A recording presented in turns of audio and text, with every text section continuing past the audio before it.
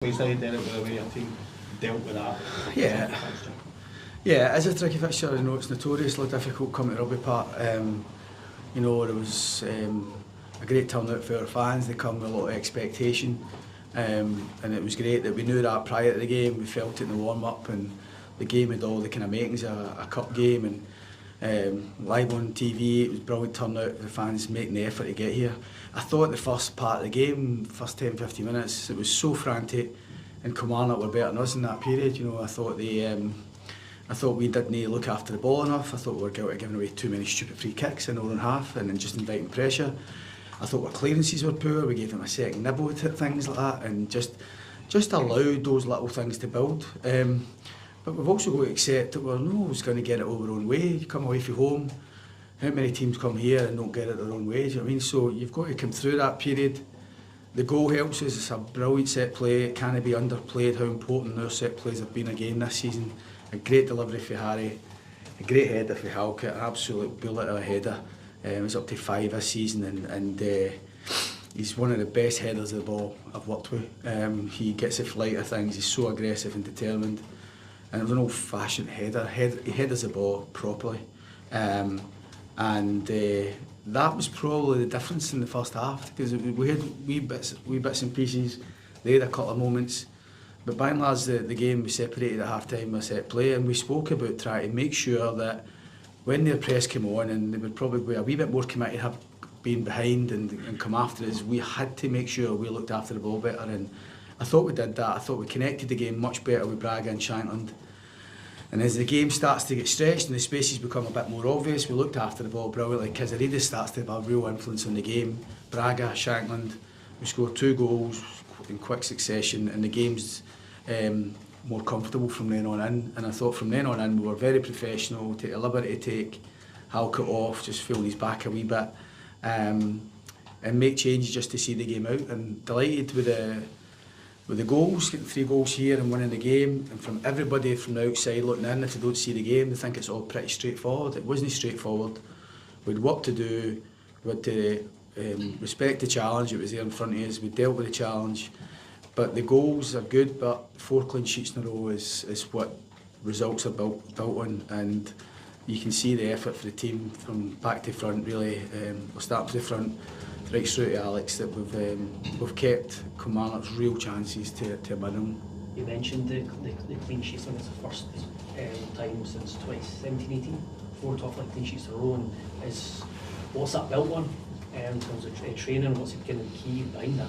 I think familiarity is part of that. I think building those relationships, and obviously I think it's been the same team in the 4 games. So getting that familiarity helps. But I think competition from behind the team helps people to keep on their toes. But if a team's getting clean sheets, it's not, obviously your goalkeeper's a part of that and your back 4, but it's a great indication of the effort for everybody, because there isn't genuinely not a lot between all the teams in the league. So if you can get those sort of wins and do it with clean sheets, then there's a lot of work getting done. So I think familiarity is a big part of it. I think partnerships throughout the team, whether it's right back and right wing, left back and left wing, centre back, centre midfield players, strikers, those partnerships throughout the team are really important. Top of the table clash against Celtic next week. How exciting is that one? Yeah, listen, it'll take care of itself, that one. I think I was getting asked loads about the game prior to this game, which was kind of annoying me a wee bit.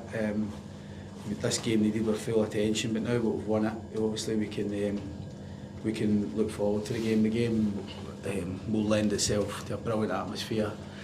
And of all the challenges we've had, and there's been many, and we keep coming up with the answers at the minute, and we need to maintain that. Next Sunday's the toughest challenge of them all. Anytime you play Celtic, it's the toughest challenge, but I think we're going into it in a good place. Players should be pleased with their efforts, should be pleased with their performance. The majority are playing at a high level at the minute, and it's just important that we've got to recognise that, yeah, the crowd will help us, the wins get into the game, the confidence will help us, but we've got to keep maintaining and improving our performance if we want to try and beat a team like Celtic. How much satisfaction do you take from winning away from home? 4 games, 4 wins. Yeah, and again, I think it helps with the fan base as well. You think right away when you think of Tannadice and Livingston in the night. You know, so we shouldn't underestimate that part of it. But I think I want us just to be obsessed with winning, addicted to winning, whether it's home or away. And if we can get that bit between the teeth and enjoy this feeling that we're getting at the minute, then that's there for us every game we play. If we work towards it, we're not going to.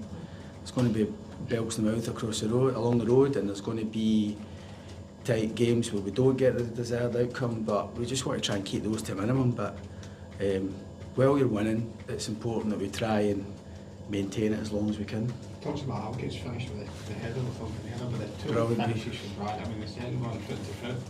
Yeah. The striker's reaction for his first one. I mean, he's giving you everything, isn't he? Yeah, you know, he's such a boy from the first moment I spoke to him. He's so effervescent and enthusiastic. What you see there is what you get every day. There's never days where he comes in and it looks like a bit too much like hard work. He's always smiley, he's always positive, he's a great teammate.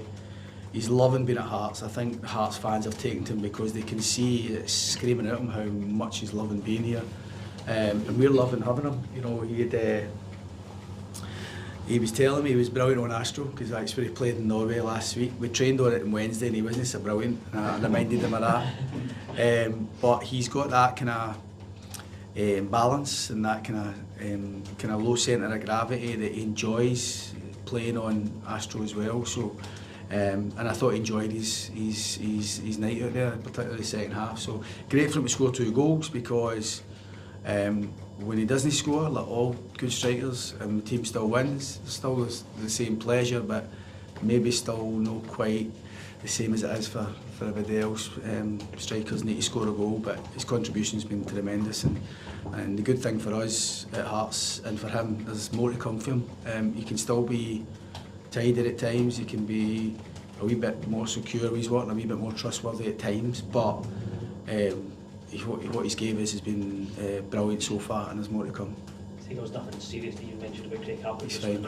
Yeah, it's fine. He, I think half time doesn't help with these sort of things. He'd felt his back during the week, but he trained yesterday, and I phoned him this morning and he said he was good to go. He felt better the day he did yesterday, so he was absolutely fine. But I think we just took the liberty, being 3-0 up, to get Michael on. Michael's been doing terrific as well. So. You know, there was nothing more than that. He'll be fine for next week.